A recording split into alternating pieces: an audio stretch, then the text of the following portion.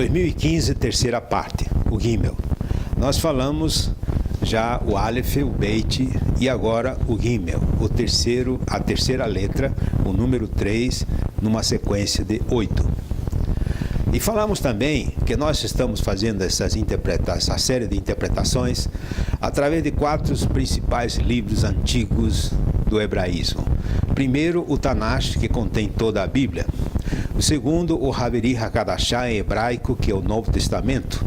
O terceiro, o Zohar, um dos antigos livros místicos do hebraísmo. E quarto, o Sefer Yetzirah, o mais antigo livro, o Sefer Yetzirah, o livro da criação, que segundo a tradição teria sido escrito por Abraão, que fala sobre a alquimia.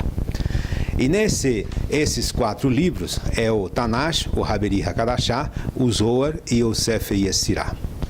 E nós falamos de que hoje nós vamos falar sobre o Gimel. Nós já falamos do Aleph, o número 1, o Beit, o número 2, e agora o Gimel, número 3. O Gimel significa camelo. O Gimel significa camelo. Tem até uma figura, parece até um animal, um camelo caminhando. É o camelo, o gamal em hebraico.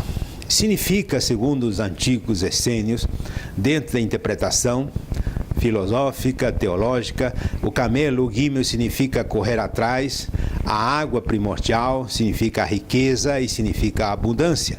E sobre isso que nós vamos falar para 2015.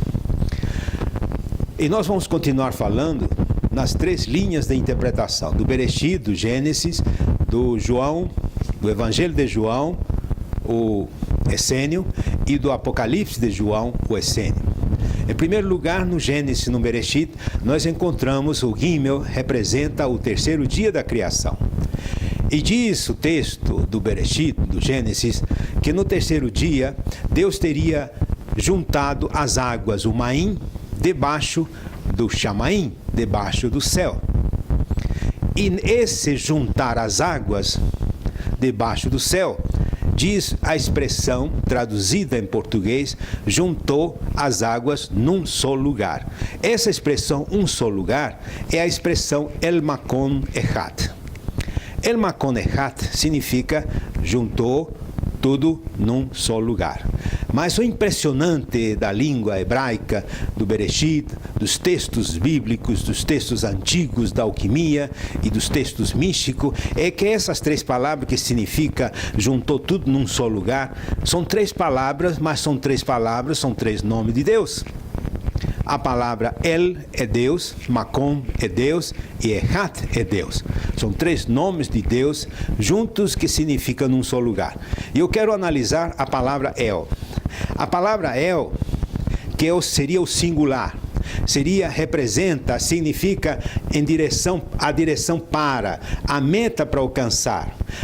El significa a vida não tem sentido se não for direcionado a Deus. E El é o singular de Elohim. E Elohim todos conhecem, todos sabem que é o nome de Deus. Esse é El. A segunda palavra de El Makon Echad é Makom. Makom significa lugar, praça. E é interessante, na mística hebraica, Makom também, segundo Jung, é aquilo que está do lado externo, também está do lado interno. O Makom externo também nós temos dentro de nós, ou seja, Jung diz que é uma expressão sincrônica de lugar no estado interior. Seria o Jardim do Éden, é o lugar, um estado de comunhão íntima com Deus. O Makom é nome de Deus. E a terceira palavra, Echad, que significa uno, é um dos grandes nomes de Deus que a tradição hebraica usa nas suas orações diárias. É interessante que na oração diária dos hebreus, no Shema Israel, o primeiro verso do Shema Israel que os hebreus fazem todos os dias, como a primeira oração matinal, diz assim: Shema Israel, Adonai Eloheinu, Adonai Echad. Ouve Israel, o eterno é o nosso Deus, o eterno é um. Echad é um. Logo, podemos concluir, senhores, de que El Makon Echad são 3 nomes de Deus que representam justamente as águas que foram juntadas debaixo do chamaim, e que alguns místicos antigos chegam a dizer seria a sopa cósmica, que tanto os químicos, os cientistas falam que teria surgido logo após o Big Bang. Isso é o que nós temos no Gênesis com relação ao Gimel, o terceiro dia. Mas nós falamos também que nós íamos falar sobre o Gimel, tanto no Gênesis como no Evangelho de João Essênio e como também no Apocalipse de João Essênio, o Essênio.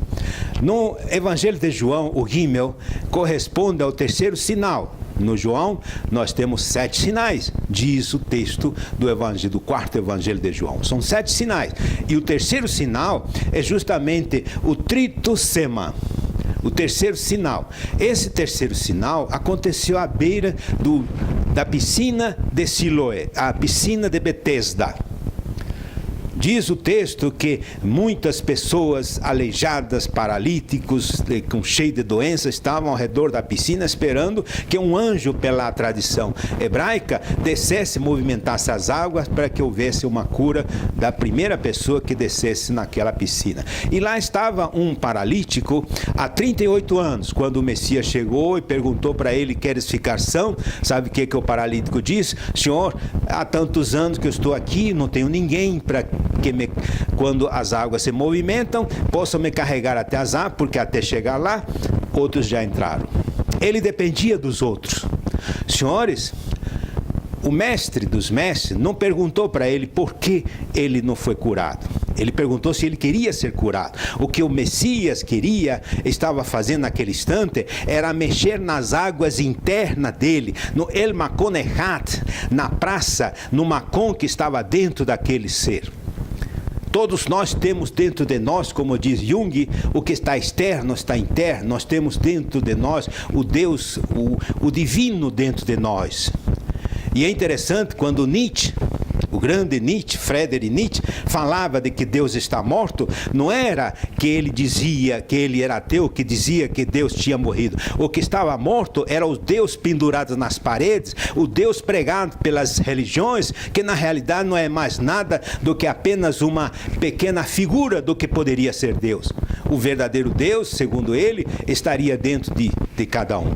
E o Messias, e quando o livro de Salmo e o próprio Messias chegava a dizer: vós sois deuses, nós temos Deus dentro de nós, nós temos o Makon dentro de nós, nós temos El Makon Echat dentro de nós, uma praça, uma água primordial dentro de nós. E é isso que o Messias queria mexer lá dentro daquele paralítico de Betesda, e por isso que ele diz para ele: eu te digo agora, levanta-te, toma a tua cama e anda. E ele levantou e foi. Esse é o terceiro sinal, segundo João. Ou seja, a força alquímica do Messias para movimentar a água que está dentro do ser humano, o Makon que está dentro do ser humano, segundo Jung. A terceira interpretação, nós vamos para Apocalipse, e seria o Gimel, corresponde ao terceiro selo, seria o Trite Esfragida, o terceiro selo. E o terceiro selo refere-se a um cavalo preto, que em cima dele estava uma balança. A balança é sinal da fome, é sinal da carestia, é sinal de que tudo vai faltar. E é impressionante que nós vemos então que o terceiro sinal, o terceiro selo de Apocalipse, nos fala de que o Gimel poderia também representar a fome, a retração, a inflação, a deflação, a carestia, a falta de tudo. Então, meu amigo, você pode me perguntar com toda razão, mas espera aí, se o Gimel representa a vida, a água primordial, representa tudo isso aí, por que representa a fome? Eu volto a dizer, eu volto a mostrar a expressão de Jung, quando Jung diz que todos os arquétipos, todos os símbolos, todos os sinais têm dois lados, o lado positivo e o lado negativo. O lado positivo do Gimel é a água, a riqueza, o caminhar em direção a Deus, o caminhar para o futuro, na superação, no correr atrás. Isto é o Gimel, isto que nós precisamos fazer em 2015 para que você tenha sucesso. Mas o lado negativo do Gimel é a estagnação. O que não caminha, só quer se locupletar, não está preocupado com ninguém. A estagnação é a retração, é a fome, é a carestia que está batendo no mundo todo. Esse é o lado negativo do Gimel. Mas, como diz Jung, em 1920, o ser humano no século XX se afastou de Deus. O próprio Jung diz, perdeu o seu contato com Deus. Eu diria, não, o que acontece no século XXI é que o ser humano escolheu o lado negativo do Gimel. Ninguém quer caminhar. Todos querem a riqueza, mas ninguém quer caminhar. Ninguém quer se direcionar a Deus. Senhores, eu apresento o Gimel. Eu quero que você sinta. Eu quero oferecer para você o Gimel. O Gimel para que você carregue. O Gimel que pode fazer com que você caminhe, você tenha a superação, você consiga a sua riqueza nesse ano 2015. Nós já falamos como é que você pode conseguir. Você solicite, você vai ter o Gimel feito em cobre, você vai ter a oração do Gimel e vai ter o estudo do Gimel para que direcione a sua fala, a sua vida, o seu caminhar neste 2015. E diz o texto do Apocalipse no final, nós aqui continuamos expressando a mesma situação. Amém, Boaná, Radon, Yeshua, Hamessiah, Verracé. Nós esperamos o Messias e nós queremos que você receba isto, o Gimel, para que nesse ano 2015 você não seja vítima da fome, da carestia, da estagnação, mas que você consiga tudo que você quer, que você possa caminhar e que nenhum desses problemas econômicos, financeiros que assolam o mundo possa atingir a sua vida, o seu lar, a sua família. Solicite. Nós estamos aqui.